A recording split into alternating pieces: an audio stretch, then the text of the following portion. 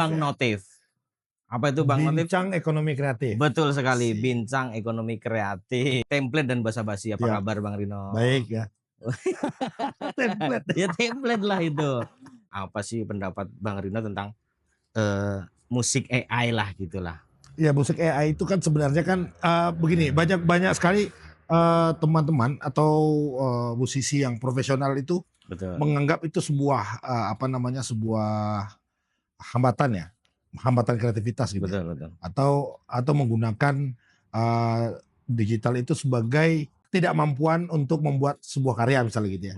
Sebenarnya itu kan hanya bantuan. Jadi memang di awal-awal DIY itu di tahun-tahun 2000-an awal itu kan muncul, sebelumnya kan kita pakai media analog ya. Iya. Nah, setelah masuk ke media komputerisasi, sebenarnya itu kan mempermudah komposer atau musisi untuk melakukan sesuatu yang di luar, misalnya di luar sesuatu yang tidak bisa dijangkau gitu.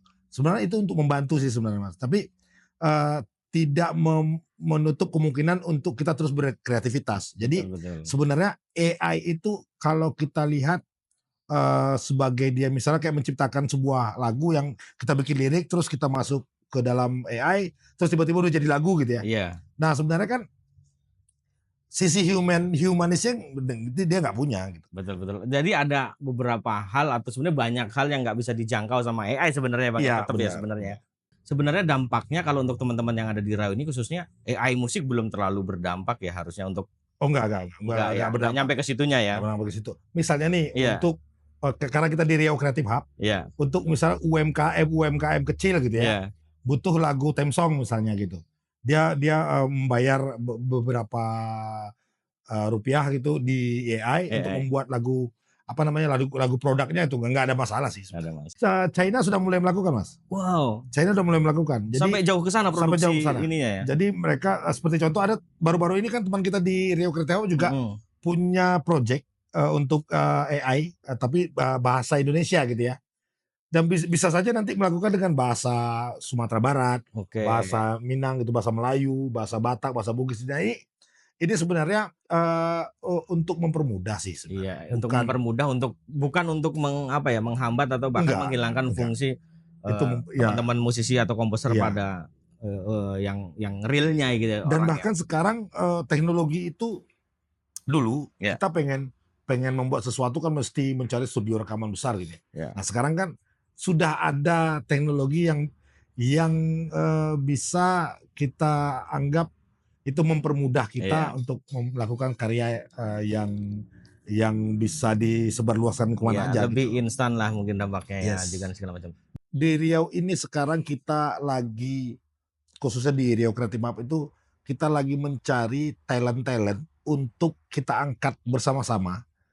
Apakah itu baru muncul nantinya di Riau saja atau nasional bahkan internasional. Jadi itu yang mau kita coba inkubasi sih sebenarnya. Inkubasi. Karena kan selama ini kan kita banyak ngobrol di warung-warung kopi, kafe, tongkrongan gitu. Oh caranya begini gitu. Kita minta teman-teman untuk mengirimkan portofolio saja. Sampai sekarang kan mereka kebingungan itu portofolio apa sih? Atau misalnya membuat sebuah portofolio itu apa saja sih langkah-langkahnya, step-stepnya. Nah ini yang sebenarnya perlu kita kita rangkul bersama-sama gitu mereka.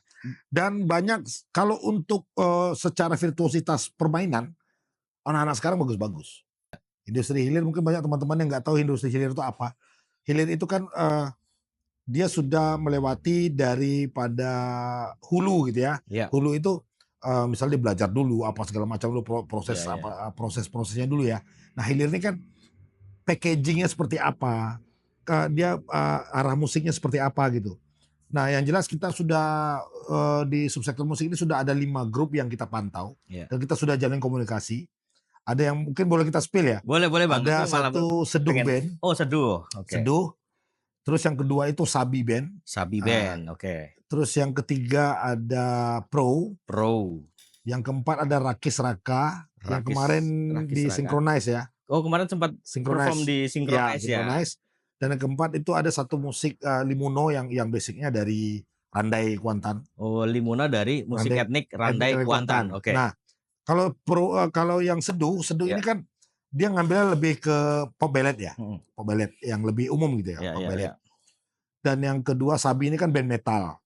Wih, metal. Band metal. Pure metal gitu. Oh, jadi nggak apa-apa tuh ya, nggak harus. Nggak harus musik tradisi sih. Oke, iya. Next Bang. Nah, yang ketiga itu Pro itu dia lebih ke sebenarnya kan Pro ini kan pop ini ya, dia lebih pop kreatif ya. Pop kreatif. Pop kreatif ya arahnya ya. Dan ke yang Rakis ini dia lebih banyak membuat karya-karya anime, musik anime tapi berbasis musik Melayu. Oh. Berbasis musik Melayu. Iya. Jadi apa itu?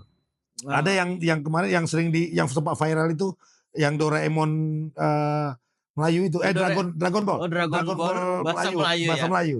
Yang Dragon Ball. Dan yang kelima itu yang Limuno itu memang musik Randai yang mereka bikin ke panggung-panggung panggung-panggung hiburan. Oh, jadi musik Randai dimodif lagi atau seperti apa tuh, Bang? Enggak. Ya, dimodif mereka modif sendiri dan tugas sebenarnya di subsektor musik ini kita kan mencoba menginkubasi mereka. Jadi membuat role model itu mereka mau bikin apa sih kita bantu gitu ya. Sebatas kalau mungkin masih batas secara mereka menyiapkan portofolio, menyusun portofolio, terus memperbaiki media sosial. Media sosial karena kan itu garis depan Mas ya untuk promosi gitu ya. Betul. Terus yang ketiganya kita membantu mereka mengkurasi karya-karya lagu mereka. Kira-kira apa sih kalau mereka mau arahnya nasional atau internasional gitu ya? Oh ya, maksudnya dari karya-karya mereka mau di yang mana nih? Segmentasinya jadi kita sebagai artis dan repertoarnya aja gitu. Nah yang terakhir juga kita memberikan mereka jejaring. Ini dia bisa masuk lewatin ini. Kayak kemarin itu kita sempat diskusi untuk beberapa kelompok ini masuk ke dalam di submission di Southeast Southwest. Oh, waktu Abang ke Amerika San Francisco kemarin. Nah, jadi kita diskusi bagaimana supaya mereka ini teman-teman yang lain ini bisa masuk ke Southwest. Dia kan Southwest itu ada yang di Amerika dan di Australia. Ya Bang Rino otomatis di situ ada juga kan merekomendasikan next atau bahkan sudah ditanya Bang sama. Sudah ditanya. Wow. Ada beberapa kali maksudnya gini. Itu dia tuh. Selain Rio Ritem ini siapa gitu? Selain grup Anda ini ada nggak yang lain gitu? Nah, begitu kita buka media sosialnya Mas. Kan belum pada ready kali belum pada ready gitu loh. Belum pada ready. Mereka kan butuh misalnya short music yang kita bikin itu ada di situ gitu ya. Terus sampel-sampelnya lah. Sampel-sampelnya ya 1 menit itu 1 menit 30 detik reels gitu ya. Ada mereka bisa lihat gitu. Zaman sekarang soalnya gampang banget gitu ya. Terus sehingga saya waktu ini kan kalau saya boleh ceritain, saya ke Amerika ini butuh waktu 20 tahun Mas. 2003. Bentar, 20 tahun ya. 20 tahun. Jadi tahun 2003 itu mengirimkan video VHS ke Amerika itu untuk mengikuti submission seleksi. Zaman itu kan belum ada website yang kita bisa internet submit belum ya. Jangan kan website Bang, internet masih MLRC ya, masih MLRC. Masih ALS, PLS ya mungkin ya. Aduh. Nah, itu 2003. Ya, ini kita kirim terus. Ini strugglingnya Bang Rino ya. Terus 2003 terus kita bikin karya apa segala macam, kirimin portofolio apa segala macam. Begitu masuk zaman media sosial mulai bagus ya, Facebook. Terus Instagram, Friendster dulu kali ya. YouTube. Iya benar. Terus sudah mulai SoundCloud apa segala macam, YouTube ada macam-macam, website. Akhirnya 2023 first time Rio Ritem masuk ke Amerika. Jadi menunggu 20 tahun. Sebenarnya teman-teman sekarang nggak perlu lagi nunggu 20 tahun lagi ya. Karena perbaiki media sosialnya, perbaiki websitenya, perbaiki tampilan-tampilan semuanya termasuk di YouTube. Ya kalau kita musik ya audionya dibenerin gitu. Nah ini menjadi salah satu shortcut untuk kita bisa masuk ke. Lagian sudah ada suksesornya Bang Rino. Betul. Dan tadi kalau Abang bicara soal produksi kan dibenerin dulu sound dan audionya kan mungkin bisa istilahnya bisa share di sini lah ya Bang ya, bisa Abang berikan di sini lah. Ibaratnya standarnya nih untuk pasar lokal, nasional, dan internasional itu seperti apa sih karakter mereka yang pengen mau dan segala macam. Jadi COVID itu kan memang semuanya mengulang dari nol gitu Dari Mas ya. nol ya. Dan sekarang kita misalnya dulu saya mau butuh rekaman nih di tahun 99 gitu, 98, 99 gitu. Kita kan mesti ke studio rekaman yang analog ya. Iya, iya. Kita di Riau belum ada, yang ada tuh hanya di Sumatera Barat dan di Sumatera Utara di Medan. Oh, di Medan. Ya. Oke. Dan itu butuh modal sekitar 50 sampai 100 juta. Oh, wow. Zaman itu ya? Ya, kalau kita bikin satu album. Ya. Karena harga pita masternya kan 3,5 juta, satu pita itu hanya untuk 5 lagu. 5 lagu. Ya. Oke. Hitungannya 40 menit. Belum sewa studio? Belum sewa studio, segala macam. Sekarang hanya butuh 10 juta. Oke. Sudah bisa beli perangkat rekaman DIY. Ya. Udah dapat mikrofon, sudah bisa bikin lagu dan tinggal diupload di beberapa platform. Oke. Terus untuk mendaftarkan publishernya juga lewat website. Mungkin sekarang berpikir gimana kita untuk menghasilkan uang. Oke. Kadang ada bahasanya agak kasar sih. Ngapain sih ngejar uang receh gitu? Maksudnya gimana nih? Ngejar uang receh itu dalam arti kata gini. Selalu berpikir karya ini belum bisa kayaknya belum laku nih, belum bisa menghasilkan. Oh, nggak pede. Nggak pede sebenarnya. Itu bahasanya kan nggak pede ya. Ngapain sih ngejar uang receh gitu. Dalam arti kata gini. Karya itu kan sama ibaratnya kita belajar ya. Semakin sering kita bikin, semakin lancar gitu ya. Semakin sering kita bikin, semakin lancar, dan akhirnya kita juga menemukan gaya kita sendiri gitu ya. Style kita sendiri gitu ya. Nah, sebenarnya motivasinya tuh selalu ingin melihat zaman sekarang ini kan apalagi melihat YouTube gitu ya, segala macam udah di di genggaman gitu. Pengen langsung seperti itu gitu. Dan yang kurang itu sekarang belajar dari proses. Proses itu kan dari A, B, C, dari bawah ya, dari 1, 2, 3. Nggak ada orang langsung belajar itu langsung 100.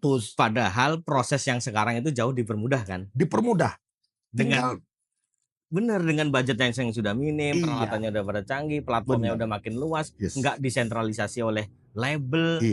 Artinya itu ya, kalau gitu berarti teman-teman yang di luar sana nih, teman-teman yang sudah struggling di dunia musik, biar mereka lebih pede, lebih tahu tentang step by stepnya, bolehlah berarti main-main ke RCH.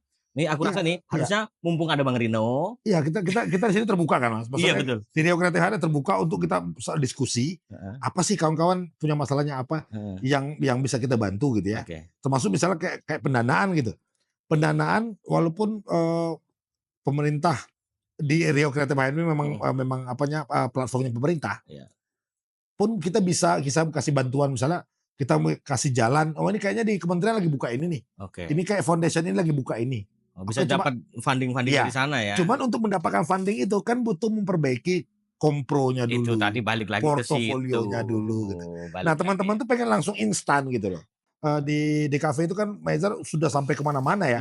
Dia bikin covernya beberapa band-band luar negeri. Iron Maiden denger Pak. Ya, maksudnya dia band luar negeri kan dia bikin artwork ya gitu ya. Nah kan sudah ada orangnya di sini gitu. Tinggal datang dan kita juga setiap hari juga di sini gitu ya. Sekarang kan kita seperti kehilangan momentum ya. Kawan-kawan tuh banyak kehilangan momentum, dalam arti kata gini. Akhirnya kan yang terspotlight itu kan Riau Rhythm gitu ya. Iya. Karena kan kita selalu selalu berpikir ya udah, kita memang dari awal terbentuk dari tahun 2001 itu kan memang kita sendiri gitu ya, jalan sendiri terus itu. Bahkan untuk membuat portofolio kita sampai disponsori sama Pegadaian waktu itu. Menggadaikan mobil ya waktu itu. Maksudnya menggadaikan mobil. Itu satu-satunya saya bisa klaim, satu-satunya kelompok seperti Riau Rhythm di Indonesia yang tur Indonesia, dan itu tur satu-satunya cuma Riau Rhythm di saat itu. Dari Papua, Makassar, tur Jawa, tur Sumatera. Dan itu hanya untuk company profile-nya, untuk membuat portofolio. Membuat portofolio itu ya. Ya, jadi kita Rio Rhythm itu konser di Papua, di Makassar, di Surabaya, Solo, Jogja. Artinya portofolio tadi pun diproses sedemikian rupa ya, dan butuh budget, butuh modal. Iya. Untungnya disponsori Pegadaian. Nah, kita kan butuh video dan foto gitu ya. Mobil siapa itu, Bang? Hah? Mobil saya pribadi. Ya, akhirnya kan naik motor sekarang gitu ya. Ya, maksudnya dalam arti kata, kalau tanya orang kok naik motor, ya kan dulu pernah punya mobil. Ya itu jadi. Tapi hasilnya itu 2014, Mas. Ya. 2014, 2015 kita launching album yang ke-6 Suara Dwipa. Iya. 2016 kita berangkat dapat festival Ozezia Festival di Adelaide, Australia. Oke. 2016 terus 2018 kita kolaborasi dengan grup orkestra Spanyol. 2019 kita tur Spanyol, ada 11 kota di Spanyol sama Portugal. Oke. Dan 2020 kita tur bikin Awang, konser orkestra terbesar di Indonesia waktu itu. Karena pas zaman Covid. Jadi kita paling besar karena zaman Covid ya. Sepanjang 2020 tur konser. 2022 Rio Rhythm ke India, Asian Music Indian Festival. India saya lihat videonya. Dan 2023 Amerika. 2024 tur Indonesia lagi, Ambon, Jakarta, Solo sama Padang Panjang dan Pekanbaru. Terus closingnya kemarin di Amerika lagi. Yang San Francisco. Chicago dulu. Chicago. New Jersey dulu. New Jersey. Setelah itu baru ke San Francisco closing kemarin. Jadi dengan berbekal pengalaman ini, kita mulai berbagi dengan teman-teman di subsektor musik Rio Creative Hub. Jadi rata-rata teman-teman di subsektor musik di Rio Creative Hub kan punya pengalaman empirisnya sendiri ya, masing-masing gitu ya, di bidang masing-masing. Nah, ini yang coba berbagi gitu. Nah, kita kan terbuka dengan siapa saja. Nah, kemarin kita sempat membuka itu untuk, ayo teman-teman kumpulkan, kirimkan portofolio agar kita bisa seleksi mana sih kira-kira yang kemana sih mereka ini bisa diarahkan gitu. Dan kelimanya tadi kan segmentasinya bisa dibeda-bedain ya artinya. Iya, ini baru 5 yang kita dapat. Kita kan masih menunggu yang lain. Gitu. Betul. Terbuka untuk siapa saja terbuka. Gitu. Siapa saja ya Bang, boleh ya. Betul. Nah, ada kemarin kita bedah waktu itu kemarin beberapa waktu lalu sebelum Ramadan kita bedah karya Seduh misalnya gitu. Oh, ini kayaknya nih boleh nih ada karya lamanya yang sempat sudah diputar. Tapi ada begini nih. Karya itu dia punya takdir sendiri. Ada dia salah penempatan waktu. Nah, ini timingnya. Jadi ini perlu orang lain sebenarnya. Perlu orang lain untuk ngasih Kayaknya nih karyanya. Nah, itu dia tuh. Nanti nih kita selalu berpikir karya ini akan booming 2-3 tahun ke depan. Akan didengar orang gitu. Nah, udah punya vision future nanti ini di tempat, di tahun berapa itu bisa booming ya. Butuh orang lain untuk membaca kemana nih arah ininya gitu. Nah, makanya setiap band-band besar ya di Indonesia dimanapun aja pasti punya ini ya. Produsernya beda orangnya. Terus dia butuh musik director lagi. Bahkan lintas ya di luar orang musik. Bahkan artis and repertoarnya bukan orang musik malah. Bukan orang musik, artis and repertoarnya. Yang menyusun repertoar, yang ininya bukan orang musik. Bahkan ada mungkin orang media gitu. Media benar. Baru aku mau ngomong. Pasti orang media ini terlibat karena dia yang tahu trennya bakalan kemana. Jadi ada yang namanya katanya MVV, minimum viable video. Maksudnya tuh dia itu katanya lebih baik dipecah jadi 4 reel atau berapa artinya disebar ke situ asal udah bagus nih audionya, daripada ketinggalan mungkin momen pertimbangannya. Daripada nunggu momennya udah kelewat nih. Ini lagi pas-pasnya nih misalnya lagunya dia. Tapi kalau nungguin video klip dengan budget yang ratusan juta tadi kan kelamaan nih.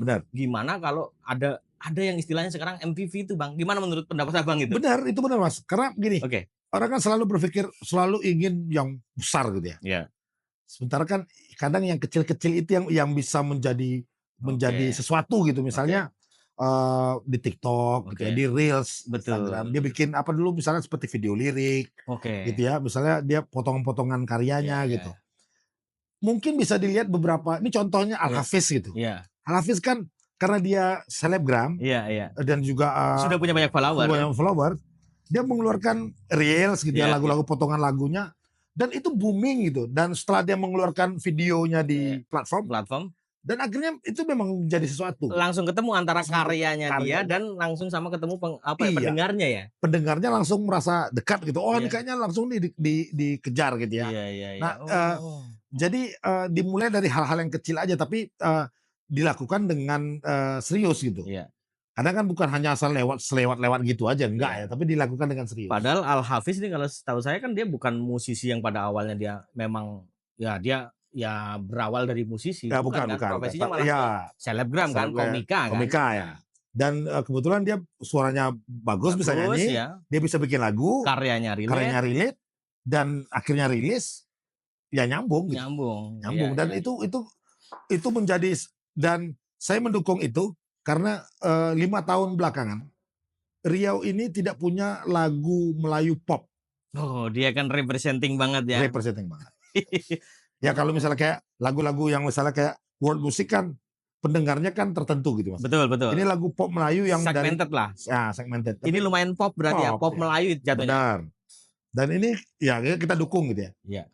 Kita dukung karena juga produksiannya benar gitu ya, segala macam yang benar. Dan mungkin nggak ada salahnya teman-teman yang lain juga bisa jadi contoh ya, teman-teman musisi tadi ya. Polanya kira-kira seperti itu ya. Iya, benar. Apa sih yang bisa kamu bawa dari daerah kamu, apa sih? Gitu. Nah, contohnya misalnya Lati gitu ya. Lati dari World Genius. Iya, YG ya. Ya. Terus ada beberapa juga, ada kelompok yang performing art di Indonesia yang membangun di luar. Dia membawa sesuatu misalnya kayak gamelan, kayak calempong, kayak Melayu-Melayuan gitu ya. Riau Creative Hub ini platformnya pemerintah. Pemerintah sekarang kan budaya berbasis industri. Ini pemerintah yang ke depan artinya Pak? Ya, ke depan ya. Yang sekarang sudah running ya? Ya, running. Itu kan kebudayaan berbasis industri. Nah, ini kan menarik gitu. Tapi jangan dipersempit industri itu, bahwa industri itu berarti harus industrial. Enggak, tapi segala sesuatu itu kekinian gitu. Kekinian. Punya daya saing di industri lah. Benar. Karena apa? Kita di kota ini kan sebagai etalase gitu ya. Teman-teman yang di perkotaan itu etalase. Teman-teman yang di daerah itu kan sebagai epicentrum kebudayaan itu kan di daerah-daerah. Sebenarnya epicentrumnya. Nah, itu tetap dilestarikan. Itulah tugasnya industri hulu. Melestarikan. Ya, kalau di sini kan ada namanya Dinas Kebudayaan ya sekarang. Dinas Kebudayaan itu melestarikan hulu ini. Nah, Dinas Pariwisata Ekonomi Kreatif platformnya ada di Riau Creative Hub. Hilir. Makanya seniman dan pekerja seni kan beda gitu. Pekerja seni kreatif. Seniman dan pekerja seni itu beda. Kalau seniman kan punya karya yang idealis, yang otentik, absolut, yang tak bisa diganggu orang gitu ya. Tapi kalau pekerja seni itu dia yang bisa menyesuaikan. Dia bisa menyesuaikan dengan zaman, dengan dengan kolaborator, dengan kebutuhan klien, apa segala macam, itulah pekerja seni kreatif. Nah, dua hal berbeda ini yang mesti teman-teman ini mau masuk yang mana? Jadi harus paham ya, itu berbeda ya. Tapi at least kalau seniman beneran dia bisa lah Bang menurunkan sedikit level egoisnya atau idealisnya, bukan egois sih, idealismenya untuk bisa mengikuti pasar. Kalau dia emang jago sih harusnya malah bisa Bang. Nah, kan? Zaman sekarang Mas, lebih banyak, maksudnya sekarang lebih gampang. Karena yang punya karya otonom yang idealis itu ada tempat-tempatnya di luar. Di mana-mana ada tempat festivalnya juga. Ada sendiri ruangnya yang untuk karya-karya idealis yang benar-benar udah nggak bisa diganggu gugat. Emang beginilah. Cuman itu lebih banyak ke seniman bunyi ya. Seniman bunyi itu bunyi-bunyian maksudnya. Seniman bunyi-bunyian itu, seniman bunyi itu misalnya kayak soundscape gitu ya. Yang kolaborasi dengan seni rupa itu kan, itu bukan komposer, mereka kan seniman bunyi ya. Apa namanya, soundscape itu soundscaper ya. Soundscaper itu mereka yang nangkap dari noise situasi alam atau apa yang terjadi ya. Itu bukan komposer ya, seniman bunyi. Kalau saya mengatakan seniman bunyi. Ini malah jadi panjang dan menarik. Lagu itu harus enak, itu kan 30 detik gitu. Sama dulu zaman tahun-tahun 2003-2004 RBT ya, ringtone di handphone. Ringtone itu booming waktu itu. Anda harus bikin refrainnya 30 detik itu udah enak gitu. Nah, kalau seniman, musisi disuruh mikirkan 30 detik, enggak akan kelar-kelar. Intronya aja 30 menit dalam satu karya dia. Enggak bakal bisa. Artinya maksudnya dalam contohnya misalnya Bang Rino nih, sebagai musisi etnik, apalagi yang punya lagu-lagu yang bernuansakan Melayu, artinya aku ambil contoh, Abang tuh ngambil musik yang pop. Pop umum aja, genre pop secara umum, demi Abang tuh menghidupi musik Abang yang tadi. Karena mungkin Abang butuh beberapa short ya, maksudnya Yes. instrumen yang banyak. Benar. Kan gitu. abang harus ngikutin RBT Benar, dulu betul. supaya dapat bisa menghidupi karya abang yang masterpiece tadi. Iya. Nah kalau sekarang dari awal sudah mau masterpiece, gimana caranya kan? Iya, dia nggak bisa disetting sih, nggak bisa disetting itu. Itu Dia dia. mengalir aja dan Oke. masterpiece itu Mas, dia bisa datangnya di awal, Oke. di tengah, Nah ini. atau di akhir. Nah ini. Masterpiece itu kan apa namanya itu yang bakal bilang itu kan orangnya. Oke. Orang, oh ini lagu ini kan masterpiece-nya ini gitu. Oke. Ya kita nggak tahu. Yang pencipta lagunya nggak bakal tahu apakah lagu ini masterpiece. Contohnya, Iya. Ahmad Dhani sendiri nggak suka lagu Kangen. Oke. Tapi justru yang itu pula yang Kangen itu masterpiece. Masterpiece-nya Dewa. Iya. Masterpiece-nya Dewa itu Kangen. Dan dia mungkin nggak menyangka kalau Kangen itu yang jadi bakalan. Enggak, malah dia nggak suka. Menurut dia paling jelek mungkin paling bahkan. jelek menurut dia. Ya mungkin rekaman di tahun itu ya, Di menurut dia tahun itu, dibandingkan dengan sekarang gitu. Jadi masterpiece itu belum tentu kita suka. Oke. Dan itulah kita gitu. Oh, jadi nggak bisa ya dia menentukan bahwasanya aku nih. Wah, ini contoh nih kalau ditanya karya saya gitu. Ya. Karena kamu yang masterpiece apa? Saya pasti bilang Sound of Suara Dwipa. Bukan Satelit Zapin. Bukan Satelit Zapin. Tapi Satelit Zapin, maka saya bercanda kalau di panggung ini karya, ini saya akan bawakan lagu ini di panggung 4.000 sekian ya, panggung 4.000 sekian. Saya bilang gitu ya. Abang sendiri iya gitu. Tapi itu pula yang ditunggu-tunggu orang. Orang masterpiece itu.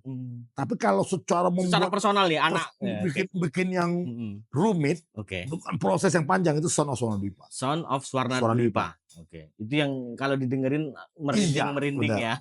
Kalau aku sih gitu. Tapi kalau ada orang ya masterpiece ya itu tadi, kita tidak bisa membantah dan itu sudah apa namanya itu ya, sosial ya, apa namanya itu, udah lingkungan ya yang membentuk itu ya. Iya, yang membentuk audiensnya. Audiensnya ya. Nah, kembali lagi ke teman-teman itu, silakan berkarya. Karya itu semakin banyak, semakin gampang milihnya. Kayaknya ini kok cocoknya keluar dulu nih, keluar duluan deh. Nah, kebanyakan itu perlu kerja sama tim, Mas. Ini yang terakhir ya, saya mau kerja sama tim di band itu sendiri ya. Kadang ada satu orang yang memikirin semua. Bikin manajemen, bikin karya, bikin ini, bikin semacam. Akhirnya nggak berkembang, ininya nggak berkembang. Karena POV-nya dari satu orang aja. Nah, karena ada kelompok, itu tadi butuh orang lain. Misal kita butuh ide pemain bass, pemain gitar, kita butuh ini. Terus kayaknya ini kayak perlu begini deh. Nah itu kelompok itu memang betulnya yang benar itu musyawarah. Termasuk Nirvana, band-band besar Dream Theater itu mungkin nggak seperti kita duduk di meja meeting. Oh gimana orang tuh udah gak kayak gitu ya? Iya. Ya mereka udah main di kayaknya ide saya begini ya. Oke.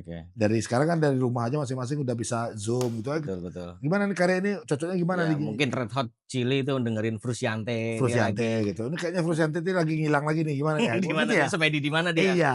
Jadi butuh orang lain selain kita, walaupun kita misalnya leader gitu. Iya. Tapi butuh orang lain. Betul. Misalnya saya sebagai komposer, untuk administrasi pemain yang lain. Dia jadi nggak abang semua lah ya. No. Pasti ada inilah ya, ada keterbatasan semua dilakukan sendiri ya. Media sosial saya butuh orang lain untuk ngobrol.